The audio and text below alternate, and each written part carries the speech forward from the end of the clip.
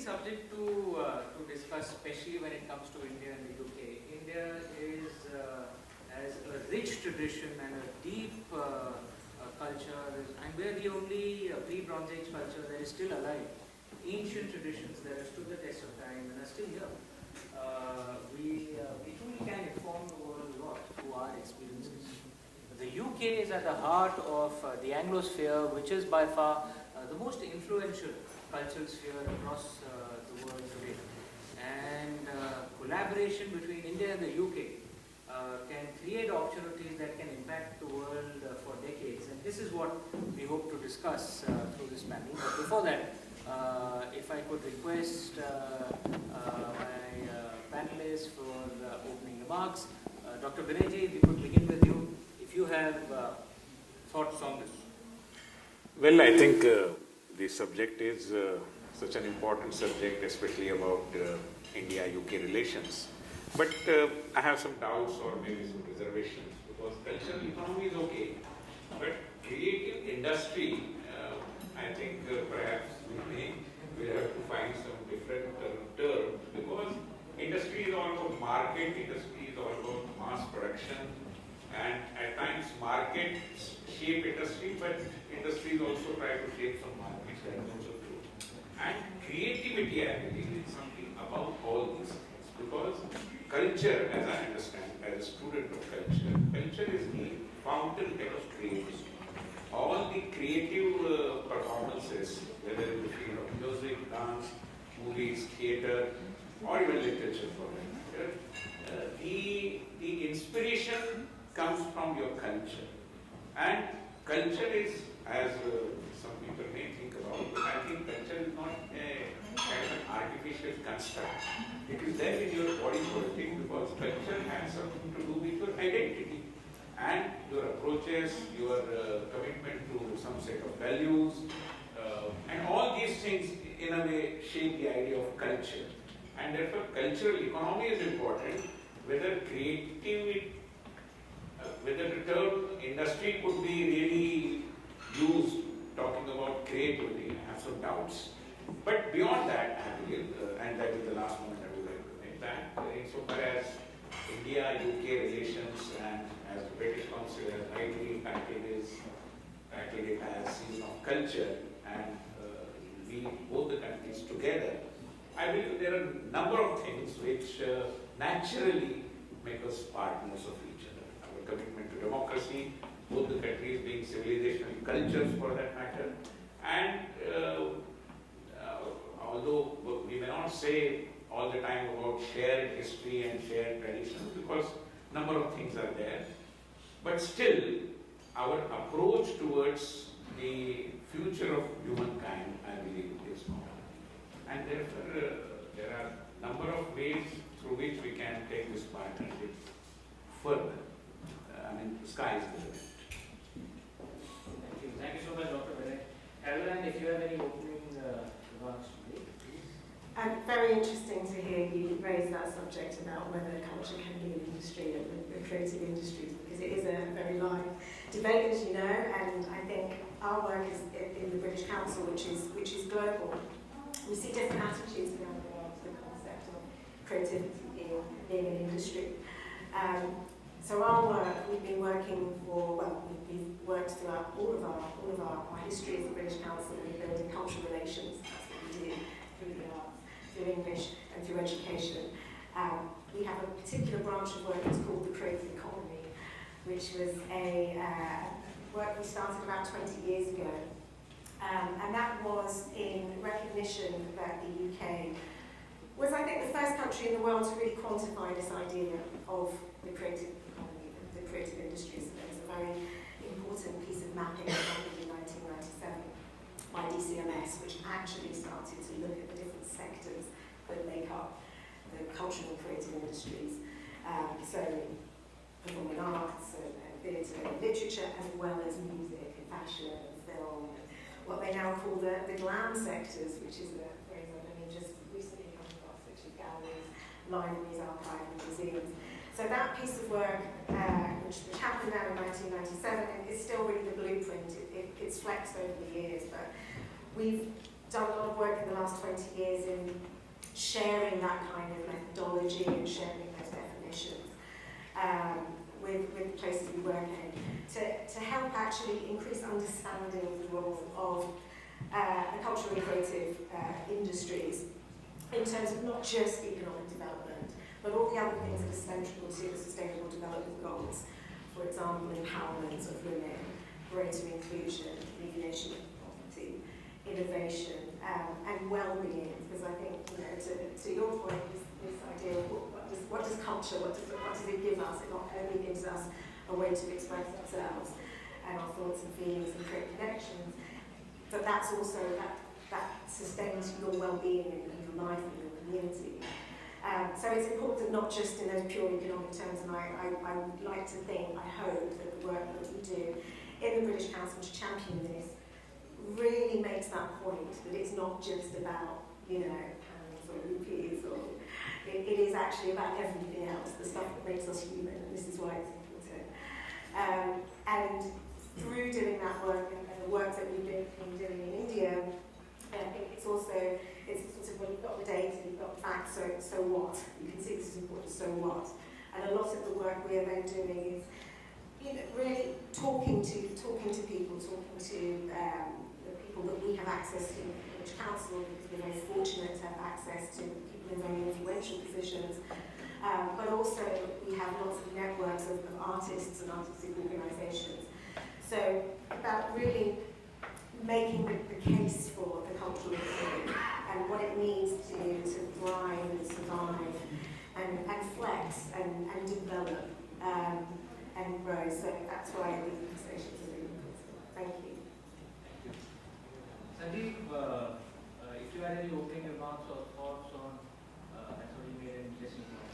History, she had a lot of cultures that are part of everything.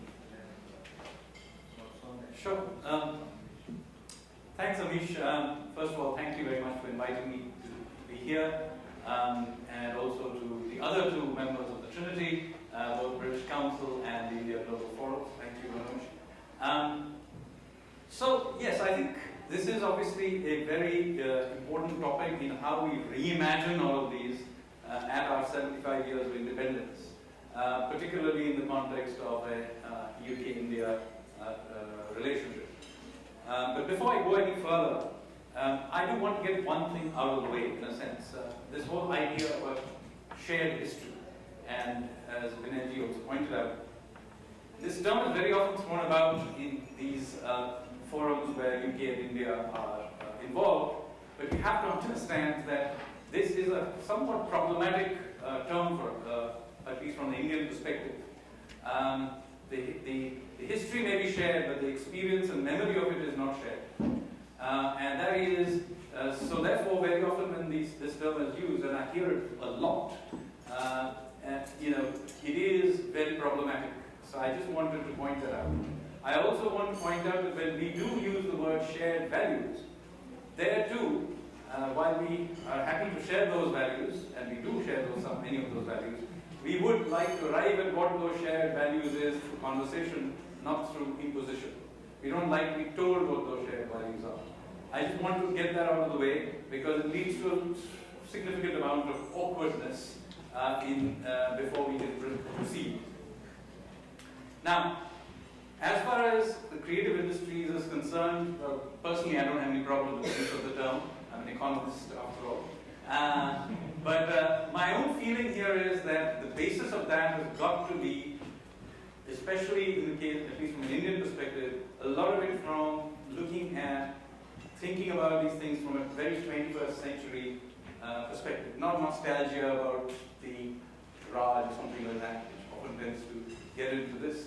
What we really would be interested in is the latest stuff in animation, or the technology of archiving, which by the way the UK is excellently good at doing, or redeveloping historical sites, not interpreting them, that's for us to do, but the technology of, say, for example, there are literally hundreds of Shivaji's forts in Maharashtra and Madhya Pradesh, and it's wonderful to go out to, say, Wales and look at all the old forts that have been redone done as tourism sites and other things, and interpretation centers, it would be wonderful to be able to use the technology of, what should I say, preservation, and doing that in a sensitive way. So there's a big debate, as many of you will be aware, about, for example, reuse of old buildings. And that is going to be a major debate coming up very soon in Delhi itself. You may be aware of something called the Central Vista Redevelopment Project. Of course, a large number of sort of older buildings from the 50s and 60s are being torn down and rebuilt, and that is one debate. But the North Block and South Block, which are where some of our main ministries, including the one I used to work till in Greece, the Ministry of Finance, those are going to be converted from offices into museums. And how to go about that sensitively? That being sensitive doesn't only mean blindly preserving the past, because very often you cannot actually do that. You have to modernize. But when you modernize it, doing it in a way that brings value. Now, some of those could be entirely radical. I mean, the Louvre is one example of a very radical design change, which worked. Sometimes they don't work. But the fact is, these are areas where certainly the ideas of design, redevelopment, sort of reusing, particularly of historical sites of museums and so on, which is something that the UK is especially good in doing, and it would be quite interesting to get some part of that technology. Also, I think we need to get beyond sort of the Bollywood type idea of Indian culture. There's a lot more to Indian culture than that. I mean, that, by the way, is not just sort of criticism of the British Council or even the Indian diaspora.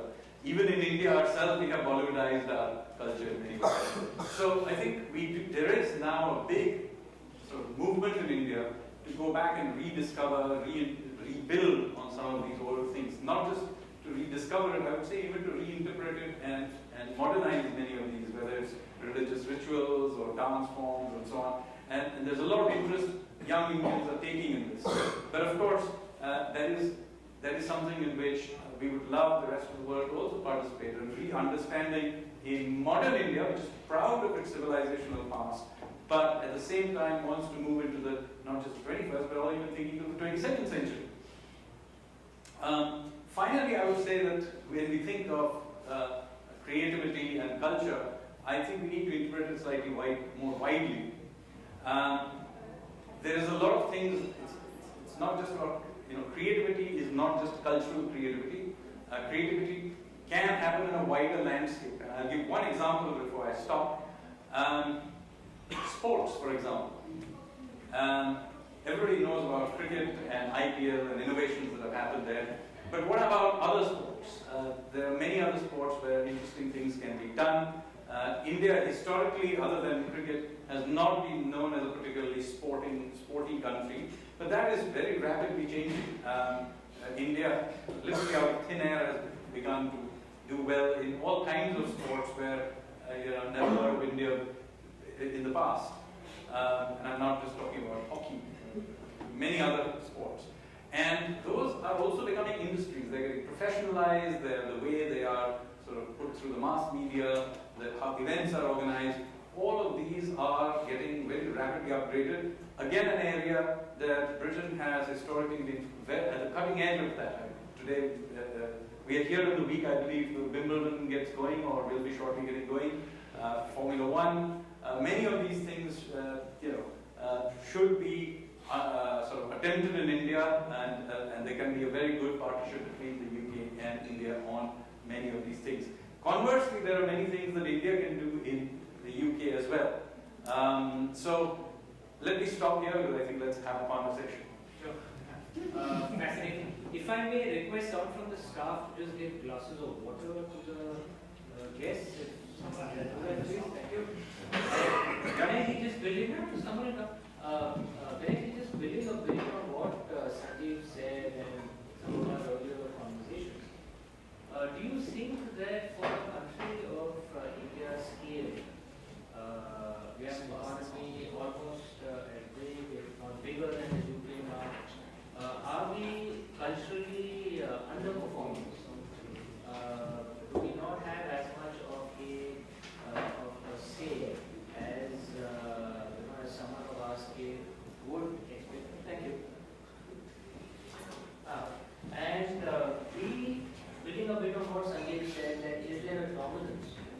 of cities such as Mumbai, Delhi, and maybe the real India is not as visible, not just abroad but even within India. What would you say?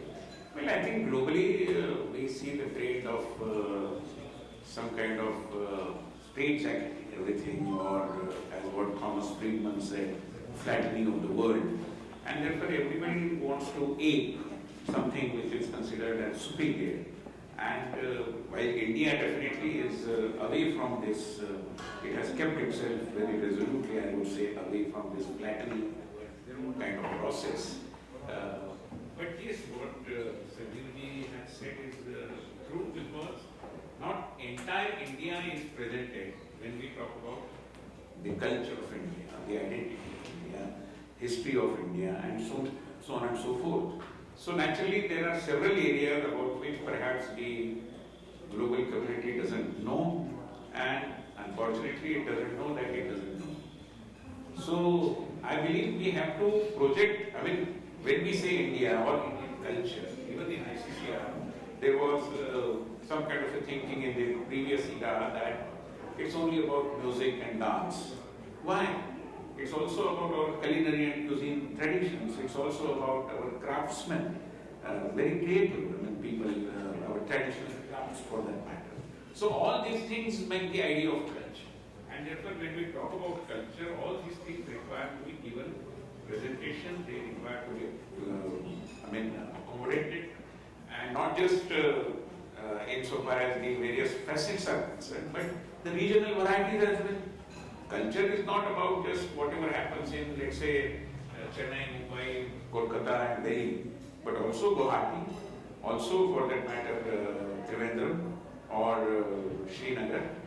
So all these things also require, and simply because India is a land of such a diversity, great diversity, we also have to make global community realize that this diversity is in fact the apparent diverse manifestations of India's unity.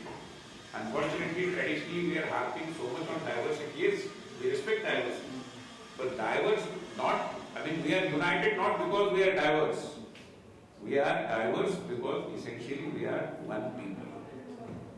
And this also requires to be taken to the global community, and that understanding requires to be involved. In fact, and that is the last point I would like to make, that when we talk about cultural relations, again it's not just exchange, it's not just about events, it is about understanding each other more deeply and minutely. Unless and until that understanding of the idea of India is evolved, I think talk of cultural relationships and soft power perhaps will be limited. If I may come to you, because there is debate within the UK as well of inclusion of multiculturalism. There is a very large Indian diaspora out here, which is often called the living bridge between India and the UK. But among the things I discovered when I came out here is outside of Bollywood and cricket, they're almost like two different cultural spheres. That people who are very big within the Indian community here are actually not known at all within India, and vice versa. So, what would you say to that? Is there an opportunity to cross-pollinate? And then, of course, can carry that in, further into David British, and of course, what can we learn from David British culture as well as Indians? What would you tell us that we could learn? So I'm not going to tell you what you should learn. I'm not going to go there. But on the diaspora observations, I think that's really interesting, because I think that's not limited to the experience of British Indians.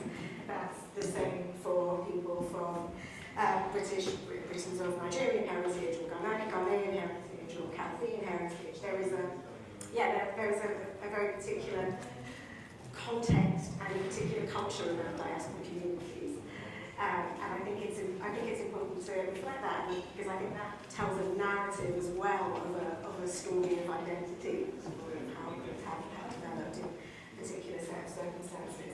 So I think opportunities such as the festival we're running now is an opportunity to harness that living bridge and perhaps bring some more understanding about contemporary India to some communities who perhaps have grown up in a bit of a diaspora bubble, if I can use that term.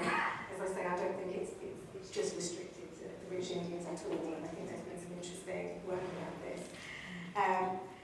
So yeah, I think there are ways there are ways to use that, and also bring out the diaspora experience and how that has developed and why it's developed that way. And I have to repeat your other question. You were asking another question. No, you refuse to answer. You said I'm not answering you. I've never had an answer like that. Stay up on this. I'm not answering you. Well, you know, it's very difficult to. Indians are very happy to learn. And argue. But I suppose, you know, it's interesting thing, this idea about reimagining and diaspora communities, because, you know, I'm the product of myself. You know, my mother is of Indian descent, but also of African descent, so of African descent. And my father is like British, so, you know, I have a particular history within my own family and within how I fit into this world of the UK. I was born and brought up here in East London, but my experiences of it will be very different to somebody from a cultural heritage.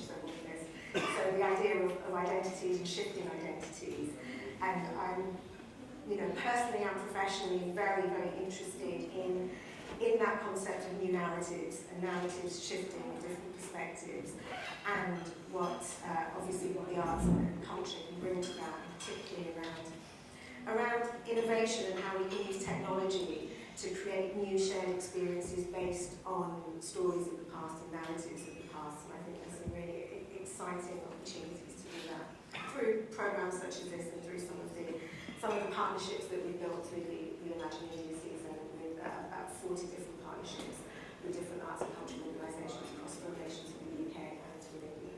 Okay, that's a good answer. You could have answered.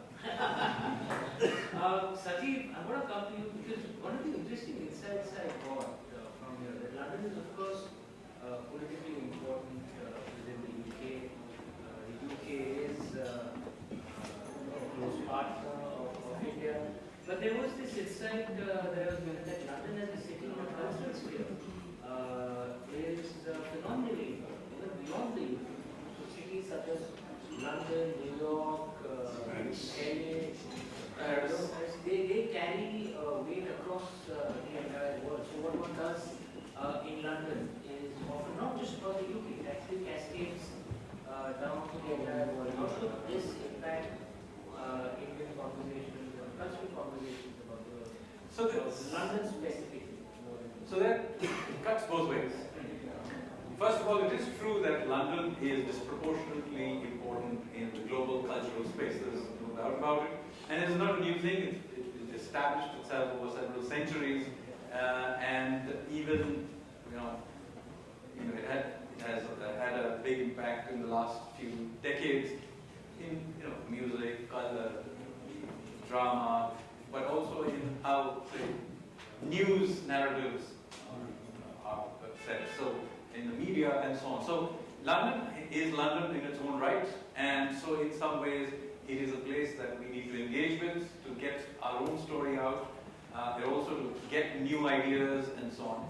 But as I said, it cuts both ways, because in some ways London does tend to blind our view of the UK, in that there is another UK, and sometimes creates a degree of resentment of non-London UK. Because it blinds our view completely of how the UK, how the UK may perceive itself outside of London. So I think we need to think both of these things out. One, because India can find London as a useful place to engage with, to get new ideas, to engage with the wider world, as a gateway to the wider Western world, to be specific. It's not that influential in Asia, but certainly the Western space. But at the same time, there is another UK out there in Liverpool and Manchester and Edinburgh and so on. And some of them are very important, incidentally, in cultural space. Edinburgh being a very good example of that. But I don't think too many people in India would be even aware of Edinburgh's importance in creative arts. So I think things we learn from this. For example, I wish there was some city in India who would take on the rather quirky job of creating an Edinburgh festival in India. And I'm saying this with entire seriousness, and it should not be one of the larger cities. It should be one of the more fun cities, Gangtok, Imphal, come on, Goa, Kashi. Yes, think of some other cities got to do this, because there are many more fun cities in India than the large metros. And India is a diverse place. We all say yes, it's diverse and so on, and then still go into the event we did.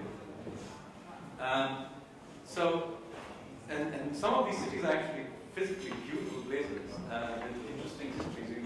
You mentioned, of course, Varanasi, to which both of our families have a link historically. But there are other cities, interesting cities. I mean, Tangier is an interesting city in a completely different way.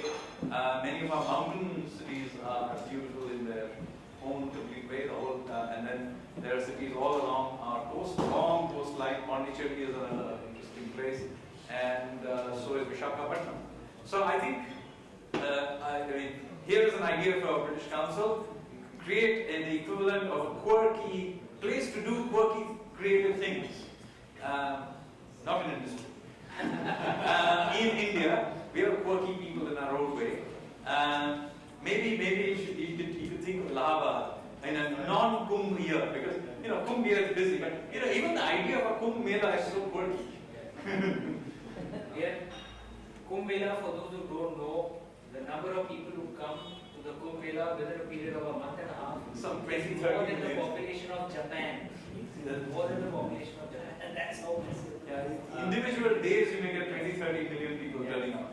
But building a bit on what he said, what Sanjeev said, Dr. Vinay, there is, of course, you also mentioned that there is an India outside of the metros that we want it to be a part of the modern India. But that sense is there in the UK as well. Even in the political space, there is this this concept of leveling up the UK outside of London economically. But perhaps there needs to be greater engagement culturally as well. And what can India ICCR do because to the point that much of our engagement happens to be with London as well. Should we do things outside of London? What can we do? Yeah, beyond doubt. I think,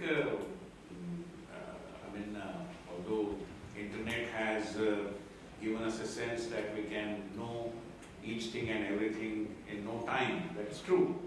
But knowing is not just getting information. Knowing is also about getting some experience. And for that, the physical presence of ICCR in various other parts of UK is also very, very important. And on a different note, I would also say that whether it is about big cities or maybe big, you used the term cultural czar, and these are all old concepts, out of date perhaps, if I may very humbly say so. Let us not give this superiority on a platter to anybody. Everybody is equally important, and therefore this level playing field kind of a thing, or kind of an approach which is equal for all, it's something very, very essential. Unnecessarily this rural, urban, metro, small cities. I would say, I'm sure the UK people will also agree with me, that the vibrancy and liveliness of public sphere, including our cultural life, is perhaps greater in many ways in these smaller cities than in towns, and smaller towns than in cities like London or Mumbai or maybe Kolkata and Chennai. So that is something which we require to develop, and again to use the term as new markets for our cultural, because there are consumers, there are people who are very eager. Unnecessarily they have been denied all those things. The glam industry that she used, it is because of the skyscrapers and metros and all those things. But real life is beyond all these things, and that we need to realize and perhaps approach and take all our cultural activities to them, because they are the producers of creativity as well.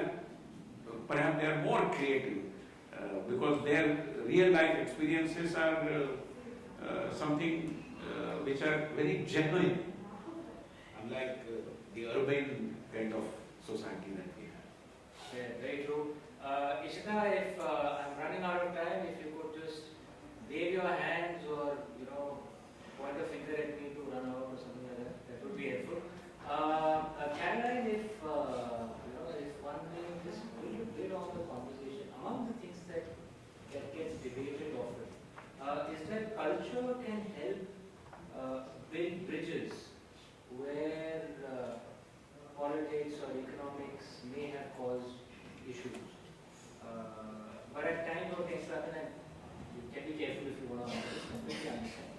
But at times what tends to happen, and we see that in the modern world, that if there is a gap that emerges because of political or military reasons, even culture and sports gets impacted by it.